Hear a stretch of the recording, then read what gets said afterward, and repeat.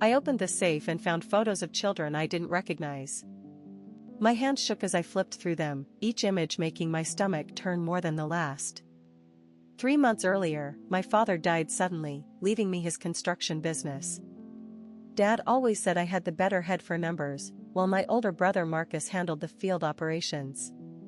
I thought it was sweet that Dad trusted me with his legacy. I thought Marcus would be proud of me stepping up. Marcus had been Dad's golden boy for 37 years. Star athlete, charming smile, married his high school sweetheart. Everyone loved Marcus. Even I did. He was protective of me growing up, walked me to school, scared off bullies. When Dad got sick, Marcus practically lived at the hospital. The business seemed straightforward. We had contracts with the city, private developers, residential projects. The books showed steady profit. Everything looked normal until I started digging deeper into the job sites Marcus managed personally. There were invoices for materials that never arrived. Payments to subcontractors who didn't exist. When I called our supplier about a $50,000 cement order, they had no record of it. But the money was gone from our account. I confronted Marcus at the office on a rainy Tuesday morning. "These numbers don't add up," I said, spreading the invoices across his desk.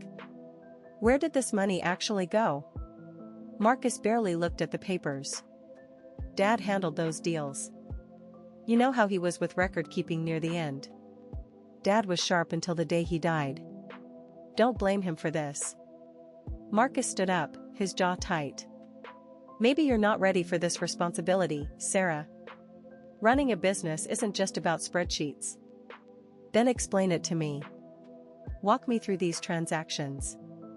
"I don't have time for this. I've got a job site to check." He grabbed his jacket and left me sitting there with a pile of fake invoices. That night, I stayed late and went through every file in Dad's office. Hidden behind his fishing photos, I found a spare key labeled MS in Dad's handwriting. It didn't fit any lock in the building. I spent the weekend driving to every property we owned or leased. The key didn't work at the main warehouse. Not the equipment storage. But at a small facility on the outskirts of town, a place I'd never seen on any of our official documents, the key slid in perfectly. The building looked empty from outside. Inside, it was anything but. The first room had computers, cameras, professional lighting equipment. The second room made me physically sick. Children's clothes in different sizes. Toys. A bed with restraints. And that safe in the back office. The safe with photos that destroyed everything I thought I knew about my family. My brother wasn't just embezzling money. He was running something so evil I couldn't even say it out loud. The construction business was a perfect cover. Access to isolated locations. Legitimate reasons to travel. Cash flow to hide payments. I sat on the floor of that horrible room and cried until I had nothing left. Then I called the FBI. But I didn't stop there. I made copies of everything first. Financial records, photos, hard drives. I documented every fake invoice, every suspicious transaction, every lie Marcus had told me over the past 3 months. I built a case so airtight that not even his expensive lawyers could break it. While I waited for the FBI to arrive, I did one more thing. I called Marcus. "I found your warehouse," I said when he answered. Silence. Then, "Sarah, you don't understand what you're dealing with." "I understand perfectly. Dad knew, didn't he? That's why he left the business to me. He couldn't stop you himself, but he knew I would. Dad was weak. He didn't have the stomach for what real money requires." "Real money? You're talking about destroying children's lives. You're being dramatic." "It's just business. Just business." Those words will haunt me forever. "I called the FBI 20 minutes ago," I told him. "They're probably at your house right now." Marcus started screaming then. Threats. Promises.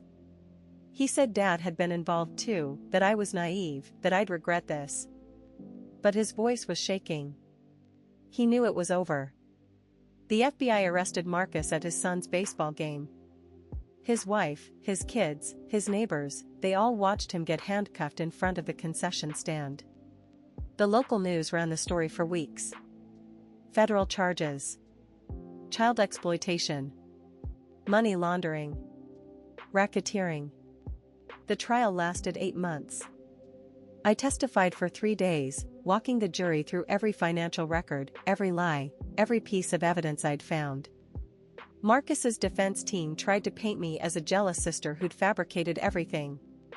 They said I was unstable, that I'd planted evidence to frame him. But numbers don't lie. And I had meticulously documented everything. Marcus got 47 years in federal prison. No possibility of parole.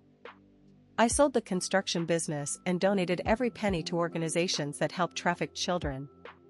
I couldn't keep money that had been tainted by what Marcus did. I got a job as a forensic accountant, helping prosecutors unravel complex financial crimes. The hardest part wasn't losing my brother. It was learning that Dad knew. I found his diary 6 months after the trial. He'd suspected Marcus for years but couldn't bring himself to act. He hoped leaving me the business would force the truth into the light. Dad was protecting those children the only way he knew how. By trusting me to be stronger than he was. Marcus writes me letters from prison. I burn them without reading them. His wife divorced him and moved across the country with their kids. They changed their last name. I don't blame them. Sometimes people ask if I regret turning in my own brother. They think family loyalty should come first. They're wrong. Those children Marcus hurt, they were someone's family too. They deserved protection more than he deserved my silence. I sleep peacefully now knowing I chose justice over blood. I chose right over easy. I chose to be the person Dad hoped I could be when he left me that business and that key. Some betrayals cut so deep they change who you are. But sometimes, becoming someone new is exactly what the world needs. Have you experienced something like this? Tell me in the comments.